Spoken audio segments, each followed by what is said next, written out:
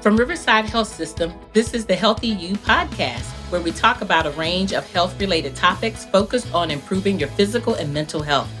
We chat with our providers, team members, patients, and caregivers to learn more about how to maintain a healthy lifestyle and improve overall physical and mental health. So let's dive in to learn more about becoming a healthier you. Alrighty, I am really excited to have with me today in the studio for the Healthy You podcast, and I am Frankye Myers, Senior Vice President and Chief Nursing Officer for Riverside Health System. We have Kelli MacAdam. Kelli is a nurse midwife with Riverside Partners in Women's Health, and we're going to be talking about what to expect during your second trimester. So welcome, Kelli. Thanks. Glad to have you. Yeah, I'm happy to be here. Alrighty, so we're continuing conversations about the trimesters. We've had the first trimester, so we're going to talk about the second trimester. Kelli, briefly tell me about why you decided to pursue a career as a nurse midwife. So I started out my nursing career in labor and delivery. Okay. It was one of those rare things that the hospital I applied to, they hired you in as a nurse and then they picked what unit to send you to. And I got sent to labor and delivery, much to my surprise. Right. But after witnessing one birth, I realized this is where I'm meant to be. There are, I think, few times in a person's life that you can really make a difference. And one of those is when someone becomes a mother or watching that family just grow and expand. It's a day that they never forget. Right. And so to be part of that is incredible. Absolutely. I knew very early from my nursing clinical rotations that I could not do labor and delivery. Yeah. It is such a skilled area, and then, I just appreciate all the work that you do in that space, so I applaud you. I do have 2 children, and so what is the difference between a midwife and an OB? Yeah, between us and the physicians. The physicians, right. Yeah, so that is a very common question that I get. Right. So our difference is a little bit in the training. For one, my background is nursing, so I started as a nurse, whereas physicians, they go through medical school. I then went back to school and pursued my master's degree and then my doctorate degree in nursing, and then got my certification in midwifery. So we provide care to women from the time that they have onset of menstruation all the way through even postpartum. So kind of similar to nurse practitioners, women's health nurse practitioners. We work in that realm, but we also get to do the fun part of delivering babies. So anybody who's having a vaginal delivery in that, we have the ability to care for them. Even if they have some high risk factors in that, we will co-manage them with the physicians together. And the physicians, their specialty kind of comes in for the surgical side of it. So if a woman needed a C-section, then we kind of pass that care over to the physicians. Okay, that's great information. As a nurse myself, it's so awesome to see nurses being used in expanded roles. Yeah, Absolutely. It is incredible to see, and I think it brings a special background. So take that nursing background and then apply it into a provider role, just gives it a whole other perspective of it. So it's a valuable, I think, member to that team. Absolutely. And with all of the shortages, it helps to bridge the gap and opens up avenues for additional access to care that's so needed. Right. In our previous 2 episodes in the mini-series on pregnancy, we covered pre-pregnancy in the first trimesters, and we're going to be diving into some important things to consider doing second trimesters. So let's start by defining the second trimester. What is the time frame for the second trimester? So the second trimester is roughly about that 13-week to the 27th week of pregnancy. So it's kind of in that middle range of them. Okay. What kind of things can a woman expect with their body, changes that may occur during that pivotal second trimester time? Yeah, so one of the perks is that life tends to get a little bit better in the second trimester. Right. That first trimester can be hard. There tends to be a lot of that nausea, vomiting, and that fortunately tends to get better into the second trimester. Now, not for everybody, but for a lot of people, that kind of subsides away. Some of that breast tenderness and that kind of settles down and gets better. A lot of times the fatigue that people suffer in first trimester, that tends to resolve in the second trimester, so you get another kind of burst of energy that comes back. Okay, so some of the things I know for myself, and then as I hear women talk about, so the weight gain, typically there's a certain trimester when you see the bulk of that. The quickening, that's the first time you feel so the those baby tend to come up. or the flutters, some of those things. Absolutely. As well. So the weight gain, there's some weight gain that can happen in the first trimester. Definitely more of it tends to happen into the second trimester and then into that third trimester as well. The second trimester tends to be that time where you tend to notice that you're pregnant, right? Right. And other people are going to notice that you're pregnant. Your belly is starting to grow. It's starting to look, instead of like maybe I've had an extra donut, to like I'm pregnant and I'm growing a baby. So that form changes. You start to notice changes in your posture. So the change in the positioning of your lower back kind of happens. Okay. So it just becomes kind of more noticeable. And then, like you said, that quickening, so that feeling the baby move, which tends to be a lot of people's most favorite thing, that kind of happens, because then you also start to feel like, oh, this is happening. Like there is a baby that is in there, versus only hearing that heart rate when you come to see us at the office. Okay. And then some of the changes with your skin, as far as dryness and maybe itching, are there some things that women can do with some of those things? And then there's, we always want to try to avoid the stretch marks and any permanent changes to our bodies. So are there things that they could do? I know one of the things is control your weight, because the less stretching. So if you have more of like that gradual weight gain, or kind of keep that weight gain within the realm that we usually discuss with you at the beginning of your pregnancy, that can help, because rapid weight gain tends to cause worsening of those stretch marks. Sometimes stretch marks happen because of genetics, right? We can do a lot to control outside factors, but sometimes we just unfortunately don't get the good skin genes. Right. Everybody doesn't get everything. But there is a lot of over-the-counter things that are fine. So those real moisturizing lotions, so like cocoa butter. There's some different oils that are out there that can be helpful to put on after your shower. And those can help with not only preventing maybe some of those stretch marks from happening, but really are more so geared for comfort. So like that itchiness that goes along, sometimes that dry skin that goes along.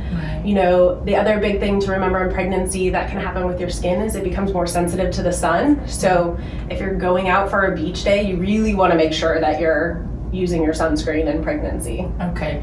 What about the hyperpigmented line that comes up your belly? Right. Is that typically around the second trimester? So it usually, that's when you're going to start to notice it, is in that second trimester, and then it can darken throughout the pregnancy. And it can actually last for a little bit postpartum too, and it's just caused from those hormones in pregnancy. And then as those kind of subside away, and that will fade over time. That's great information. And then one of the old wives' tales is the heartburn means the baby has a lot of hair, and indigestion. Is there any truth to that? So it's tough, right? Because people don't do a lot of good research on those kind of things, right? There's not great value in it, but definitely, I mean, I feel like women feel very justified when the baby comes out and it has a head full of hair, and they're like, the heartburn was worth it. My daughter has great hair now. But it's hard to say if there's truth to it, but definitely pregnancy causes heartburn. And some of that is just physiologic. So those hormones of pregnancy kind of tell that sphincter at the top of our stomach to relax, which can allow that acid to kind of come up. The other thing is that you're growing a baby, and so your uterus is expanding upward. So it's putting pressure on that stomach that's then pushing some of that acid upward. That makes sense. Absolutely. Okay.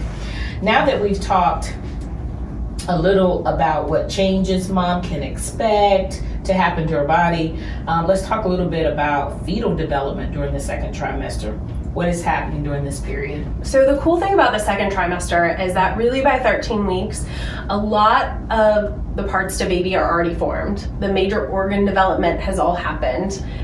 So the second trimester is really kind of a growing phase of it. So babies tend to grow to be about 2 to 3 pounds by the end of that second trimester. They're roughly anywhere from 13 to 16 inches long. By the end of it, their bones are starting to harden. They start to grow their fingernails and their toenails. But they also have a lot of really cool milestone developments that they get in that they start to be able to hear. So they can hear mom's voice when mom's talking, or when dad or other family members are talking to them. And it's very cool because you can see it after delivery that babies recognize those sounds and that. Yes. And it's also important to remember that it's loud inside your body. Right? So we get conditioned to think these babies are used to quiet, but think about how loud all of your inside organs are and things like that. And so that's what babies are listening to every day. The other thing that moms will even start to notice is that babies develop a cycle. So that sleep and awake cycle. Now, you can't sleep train them at this age, but you'll definitely start to notice that, hey, every morning when I get up and I eat my breakfast, the baby is moving like crazy. But then he's hungry. Right. And it's time to eat. Oh, and then in the afternoon, they kind of relax and take a little nap. You're making me want a baby. I love babies, and I love being pregnant. Awesome. So that's, you don't always think that, but you do hear people say, hey, play music. Yeah. Really calming and soothing music that they can hear. And right. You're right, they'll say that when the baby comes out, they recognize, or those sounds or voices are soothing to them. Right. They start to notice all those things. All right. Are there any other things that you think, Kelli, you should highlight as it relates to this time period? I think the second trimester, the other big thing that tends to happen at that time is around that 20-week mark is when we do a really important ultrasound. And that ultrasound looks at everything from head to toe on your baby. It's looking at brain, at the heart, the spine, the kidneys, the stomach, all the parts of baby. Make sure everything has grown and developed appropriately. Everything's kind of where it's supposed to be. And it's also kind of that traditional time where people can find out, if they wanted to, if it's a boy or a girl. Yeah. So it makes it that really exciting time for them, because they then get to start deciding names and all of that. So it's a big ultrasound, sometimes can take up to 30 minutes. Okay. So also can be kind of a lengthier time frame. But that tends to be one of the highlights in the second trimester.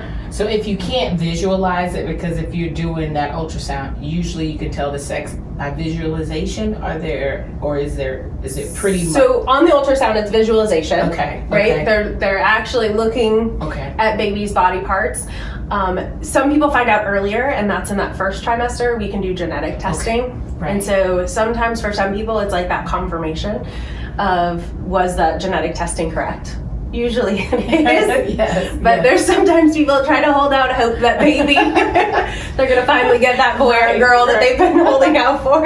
Yes. But yeah, so if they didn't find out with that blood work, then they typically find out at that ultrasound, because that's when we can really visualize it well. The technology has really changed. When I was in the baby years and having ultrasounds, it was very grainy, and now you actually can see really detailed features. It's very clear. There's even 3D ultrasounds, so they can make it look almost, you can see the baby's skin formation, so to really see some of those features of baby and things like that. So ultrasounds have come a very long way. Awesome. That's great. Alrighty. By the end of this trimester, remind me again of how big the baby is around this time, and how long? It can be about 2 to 3 pounds at that time. And every baby is a little bit different. Some people have bigger babies, some people have smaller babies. So it can be a pretty big variance that happens in it. And then they're usually anywhere from 13 to 16 inches long. Okay. So, things have changed so much. If someone were to go into labor early, could the baby survive at this point? So yes, right now they talk about the age of viability somewhere between that 23 and 24 weeks, meaning that we have the potential to try to resuscitate baby if they were born that age. It is a long journey for them. Right. Luckily, Riverside has a great NICU team to help take care of them and that, but we do try our best efforts if mom has any sort of concerns or showing signs of this preterm labor to do everything we can to try to minimize that risk, or to do as much as we can to help give baby the best outcome. All right. Well, we've talked a whole lot. We didn't really talk about, you talked about the major organs, so at this, and all the fingernails and everything. So this is a pivotal time for all of those key anatomical things that are going on in the development phase of pregnancy. Alrighty, what can a woman expect during this time for their visits? What do those at their prenatal like? visits? Prenatal visits. Yeah, so the prenatal visits, for one, we are going to talk to you a lot about the different upcoming things in pregnancy. So education kind of helps start you to planning for that labor and delivery experience, so that is a good time to start scheduling like the childbirth education classes, or scheduling your tour at the hospital so you know what to expect when you get there. Also, there's the breastfeeding education, and that's a good time for starting to plan those out. We also, at your visits, are going to measure your belly, because a really cool thing is that if we measure from the top of somebody's pubic bone to the top part of their fundus in pregnancy, once they're over 20 weeks, that matches pretty closely to the number of weeks that they are gestation. So if somebody is 35 weeks, if we measured that, it's about 35, give or take 1 or 2 in either direction of that.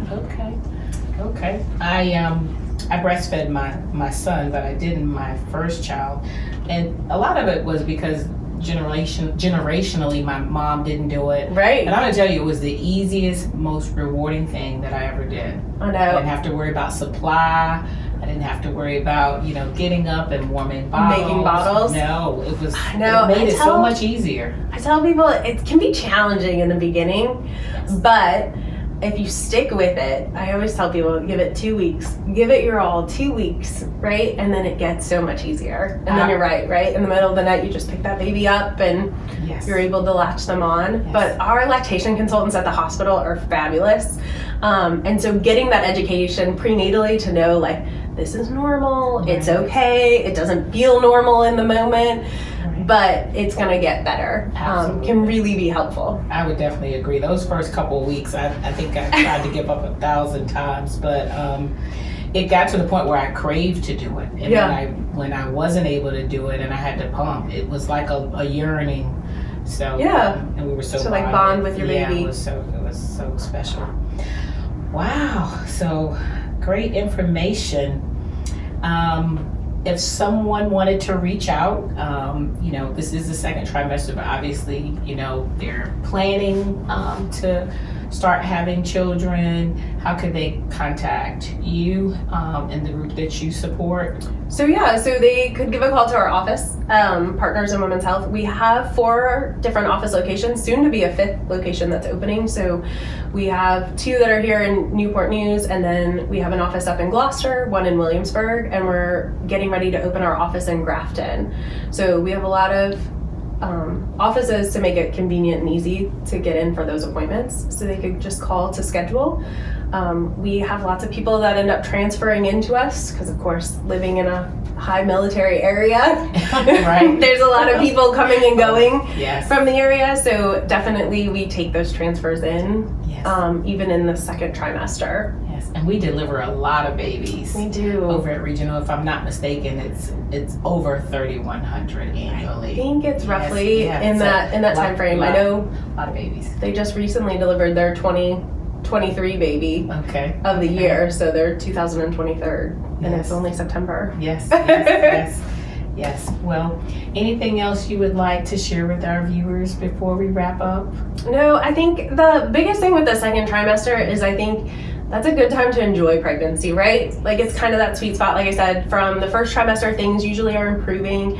You haven't hit that third trimester where things start to get a little more uncomfortable again. Your belly's growing, that mobility changes. So it's really a good time to kind of like enjoy that glow of pregnancy that people talk about. Absolutely. And then one last thing, as far as exercise, because you want to stay fit. It's challenging. You have all those great cravings, and so you're trying to stay within the weight parameter.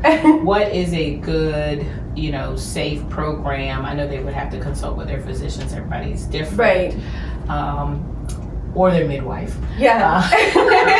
Yeah, there's lots of great things. So really, if there's something that you have been doing regularly prior to pregnancy, you can absolutely continue doing it in the pregnancy. Okay. I tell people to listen to their bodies. So if something starts to hurt or become uncomfortable, then you need to work with somebody to either modify it or cut that part of the routine out. On the same aspect, if you hadn't had like a regular exercise routine, walking is one of the greatest things that we can do for our health. So just going out and taking a 30-minute walk most days out of the week can really improve and help us to maintain our blood sugars and our blood pressures and our weight. Yeah. Additionally, people find a lot of comfort in doing things like prenatal yoga, because it'll help with like that stretching and flexibility that becomes very important also into that third trimester and during labor and delivery. All right, Kelly, that's great information. It's been a pleasure having you join us. Yeah, it's been great. Thanks for having me. Thank you so much. Thank you for listening to this episode of Healthy You. We're so glad you were able to join us today and learn more about this topic. If you would like to explore more, go to riversideonline.com.